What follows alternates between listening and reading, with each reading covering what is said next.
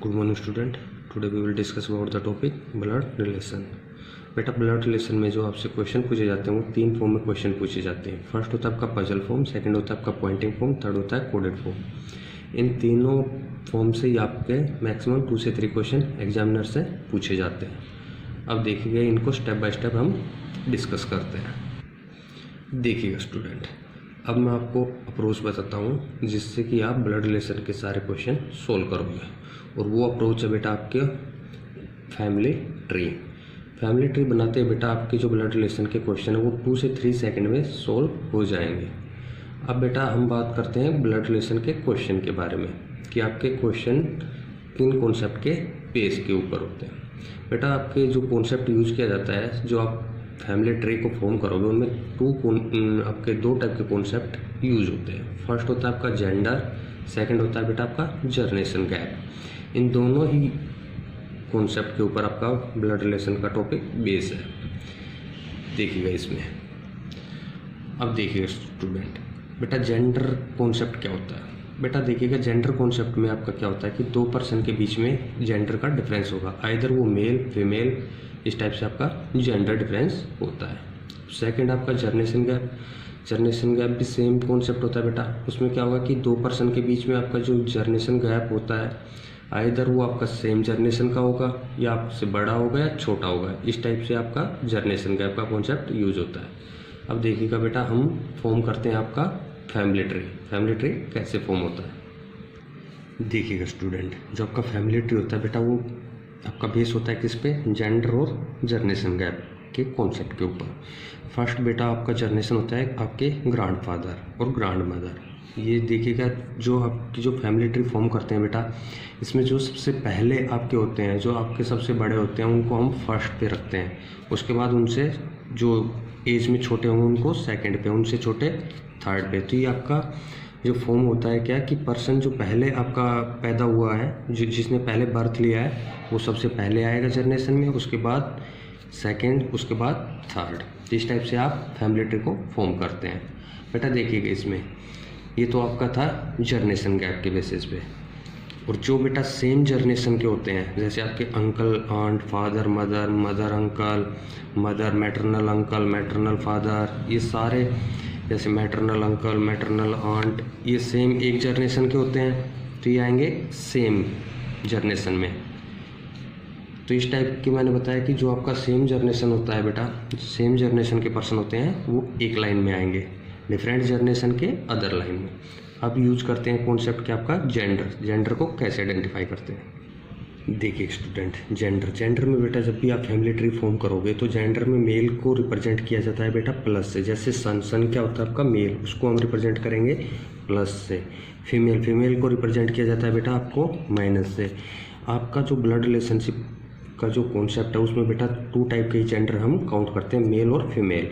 देखिएगा इसमें जब अभी आप ट्री फॉर्म करोगे बेटा, तो उसमें सिंगल लाइन रिप्रेजेंट करेगी आपका रिलेशनशिप किस किस के बीच में, आपका ब्रदर और सिस्टर के बीच में सिंगल लाइन रिप्रेजेंट करती है। और जो डबल लाइन होती है, इस टाइप से डबल लाइन को रिप्रेजेंट किया जाता है किससे, आपका हस्बैंड और वाइफ के रिलेशन को। बस डबल लाइन आपकी रिप्रेजेंट होगी ओनली हस्बैंड और वाइफ के रिलेशनशिप के बीच में। अदर जो भी रिलेशनशिप होंगे बेटा, उनमें आप करोगे सिंगल लाइन से रिप्रेजेंट। इस टाइप से हम क्या फॉर्म करेंगे बेटा, आपका फैमिली ट्री। अब देखिए क्वेश्चन के साथ हम समझते हैं।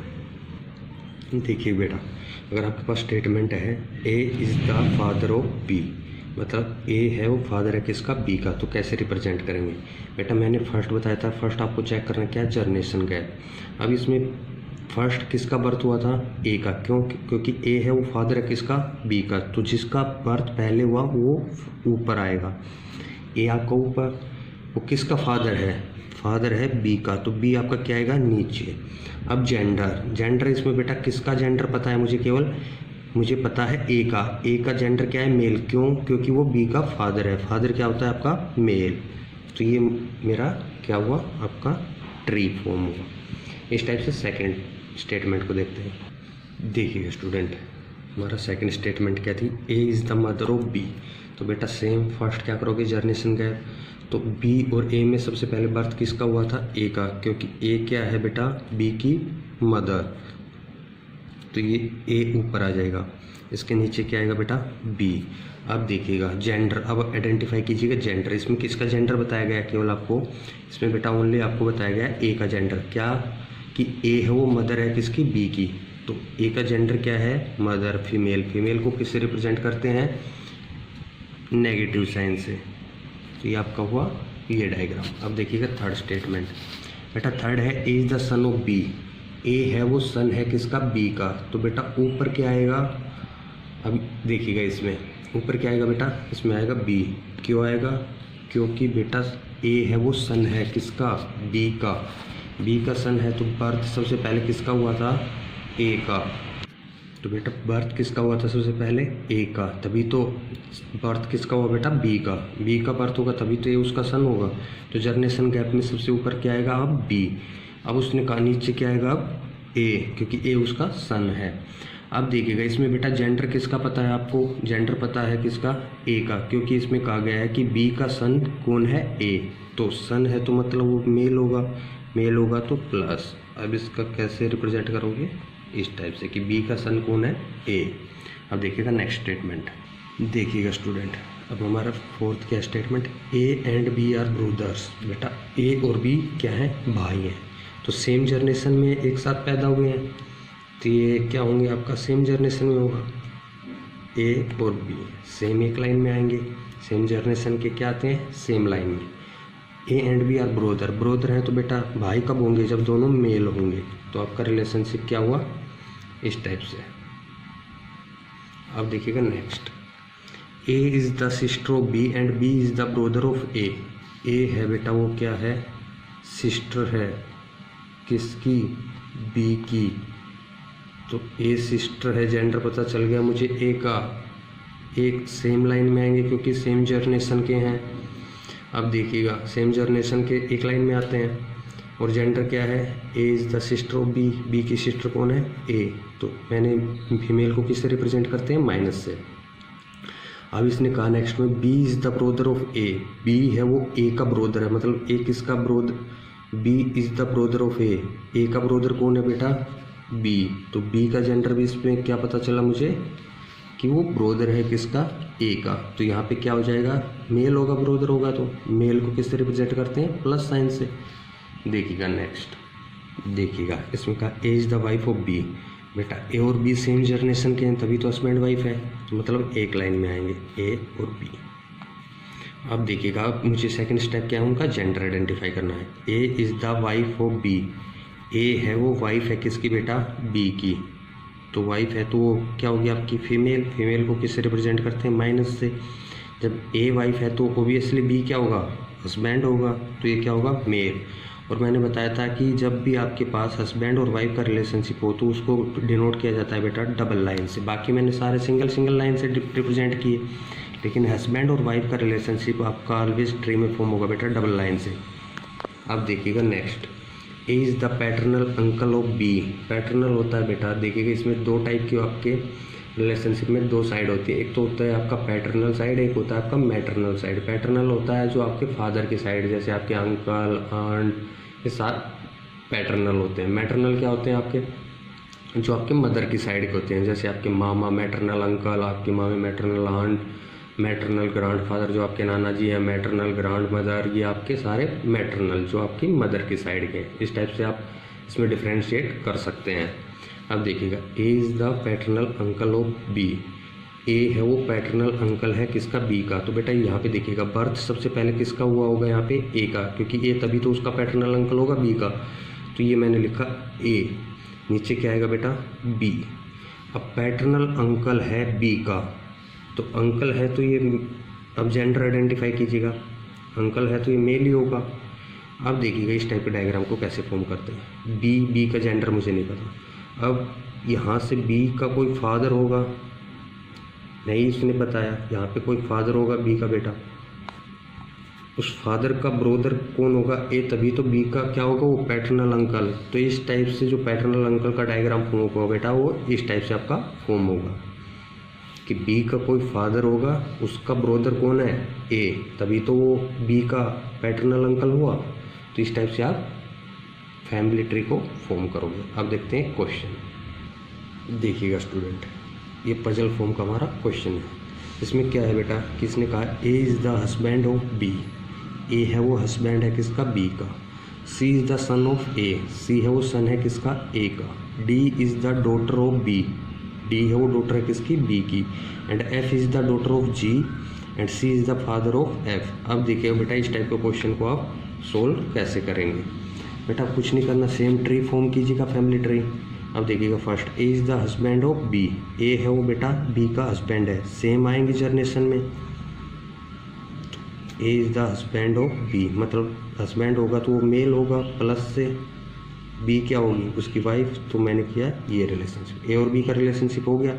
अब देखिएगा नेक्स्ट लाइन पे, सी इज़ द सन ऑफ ए, बेटा सन है तो वो नीचे आएगा क्योंकि उसके बाद में उसका बर्थ हुआ है, ए के बाद में, तो जिसका बाद में होगा वो क्या होता है, नीचे।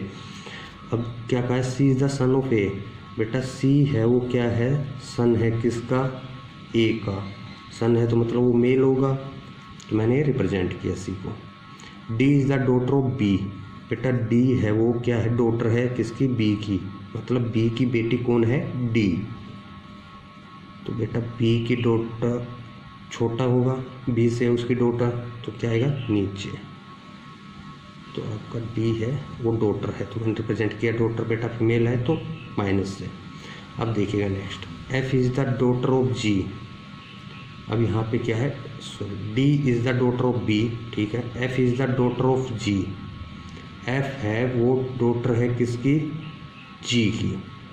अब ये रिलेशनशिप मुझे नहीं पता, इस लाइन को हम नेक्स्ट मूव करते हैं। C is the father of F, अब बेटा इसने कहा C is the father of F, तो मतलब सी है वो फादर है किसका, एफ का। सी है वो फादर है किसका, एफ का, कि एफ से एफ के बाद ही आएगी क्योंकि उसका बर्थ एफ सी के बाद हुआ है, तो सी के बाद हुआ है तो एफ उसके नीचे आएगा, ठीक है। अब थी मेरी क्या कि F is the daughter of G, F है वो जी की डॉटर है, तो बेटा जी की डॉटर कब होगी, जब वो सी की वाइफ होगी। तो एफ सी की क्या हुई, वाइफ होगी, तो वो क्या है,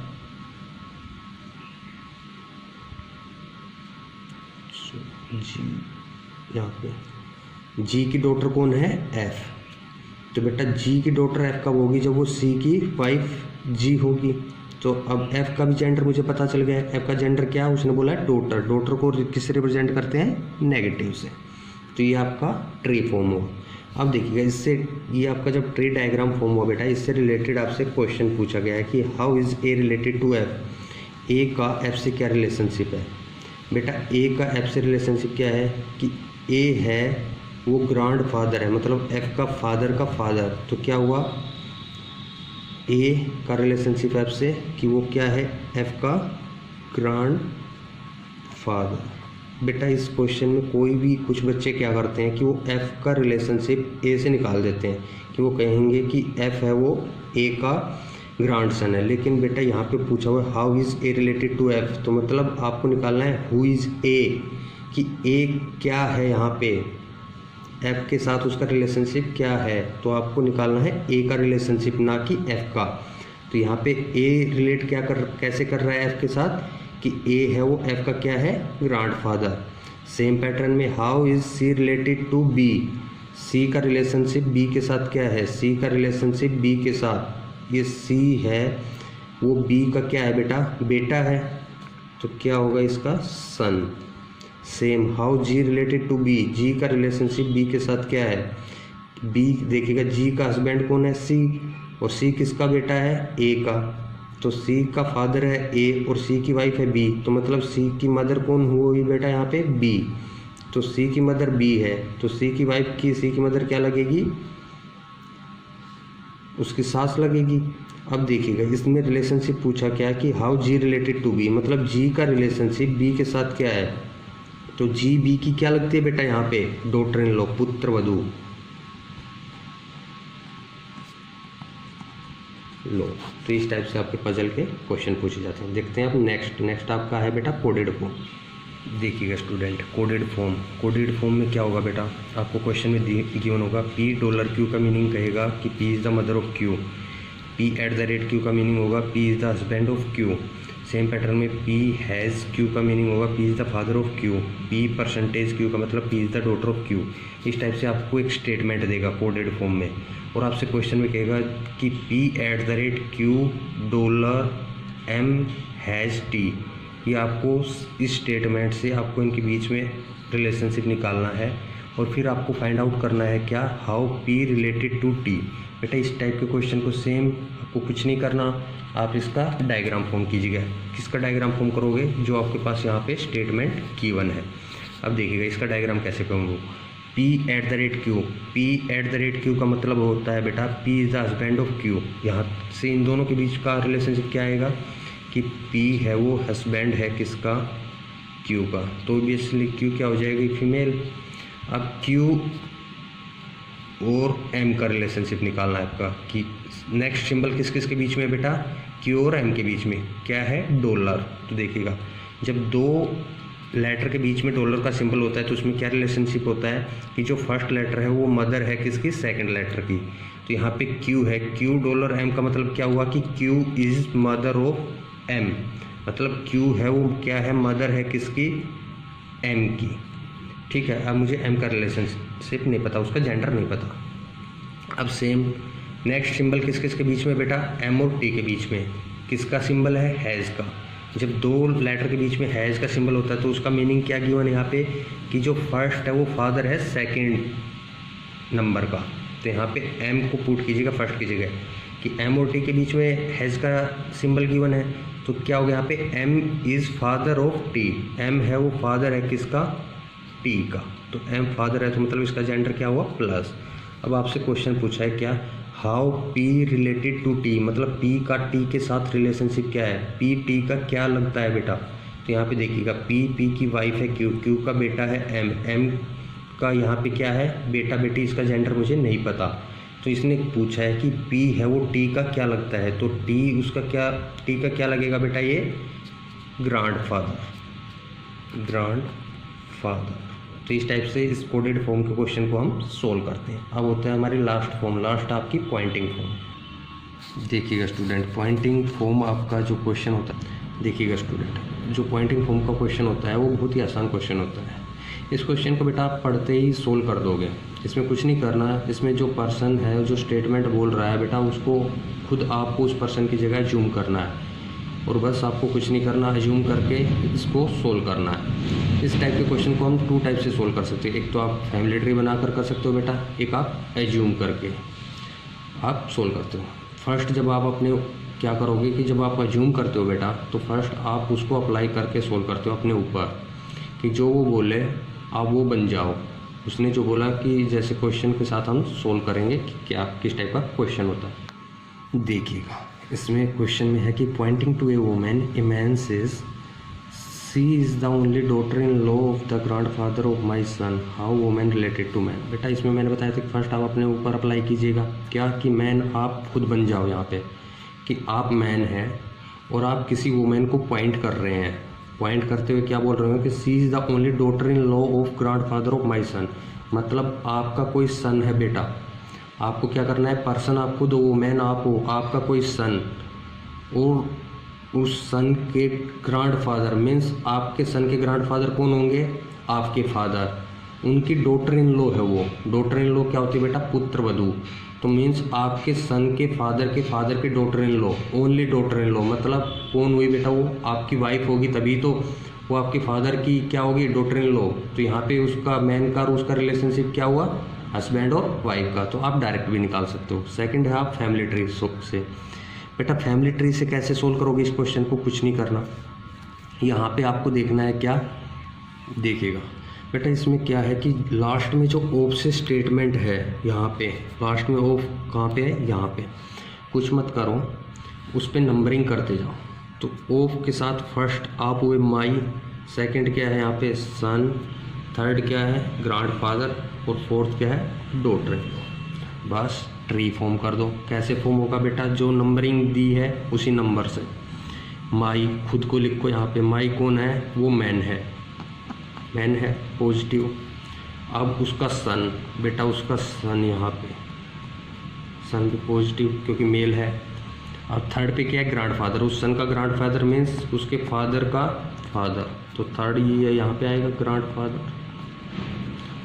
अब फोर्थ कौन है, daughter in law. Daughter in law क्या होगी बेटा, ओनली डॉटर इन लॉ कि इसकी जो आपके ग्रैंडफादर है उनके जो बेटे हैं उनकी वाइफ ही तो उनकी डॉटर इन लॉ हुई, तो ये डॉटर इन लॉ कौन है, वो वोमेन। बेटा इसमें देखिएगा ट्री आपका वहीं फिनिश होगा जाकर जिसके बारे में पर्सन ने आपको बताया था, मीन्स जिस वुमेन के बारे में पर्सन आपको बता रहा है उसी पे जाके आपका ट्री फिनिश होगा। तो ये फिनिश किस पे हुआ, इस पर्सन की वाइफ के ऊपर। तो उस पर्सन का और उस वुमेन का क्या रिलेशनशिप है, हस्बैंड और वाइफ का। तो वो वुमेन उसकी क्या लगेगी बेटा, वाइफ। देखिए बेटा देखिएगा ये कन्फ्यूजिंग स्टेटमेंट होते हैं जिनमें हमें कन्फ्यूजन ज़्यादा होता है। देखिएगा फर्स्ट होती है A is the brother of B who is the father of C. बेटा यहाँ पे हम कंफ्यूज क्या हो जाते हैं, ए और बी का तो रिलेशनशिप निकाल लेते हो, अब आपको कन्फ्यूजन हो जाता है हु किससे रिलेट होगा। तो बेटा देखिएगा यहाँ पे हु, विच, हुम, हुज, दैट। बेटा जब भी ये वर्ड आए तो वो ऑलवेज यूज होते हैं बेटा किसके लिए, सेकंड पर्सन। यहाँ पे सेकंड पर्सन क्या है आपका, बी, ये आपका सेकंड पर्सन है। तो मीन्स ये किसके लिए रिलेटेड होते हैं, आपके सेकंड पर्सन के लिए। फर्स्ट पर्सन क्या है, ए। तो जब भी इसमें क्या बोला गया स्टेटमेंट में, A is the brother of B who is the father of C, मतलब ए बी का ब्रदर है और who is the father of C, और कौन है सी का फादर, बी। बेटा हु किसके लिए आया है, बी के लिए, तो बी फादर है सी का। तो यहाँ पे कंफ्यूजिंग स्टेटमेंट थी same, A is the brother of B and is the father of C. बेटा एंड, व्हाइल, बट और इज, ये बेटा आपके किसके लिए यूज होते हैं, ये फर्स्ट पर्सन के लिए। मतलब फर्स्ट पर्सन क्या है यहाँ पे, ए। तो एंड आए तो बेटा एंड यहाँ पे यूज हुआ है फर्स्ट पर्सन के लिए, और आपका व्हाइल भी किसके लिए यूज हुआ है, फर्स्ट पर्सन के लिए। तो बेटा इन चीज़ों को आप अच्छे से ध्यान रखेंगे, आपका यहाँ पे आपका ब्लड रिलेशनशिप का टॉपिक फिनिश हुआ। Okay, thank you.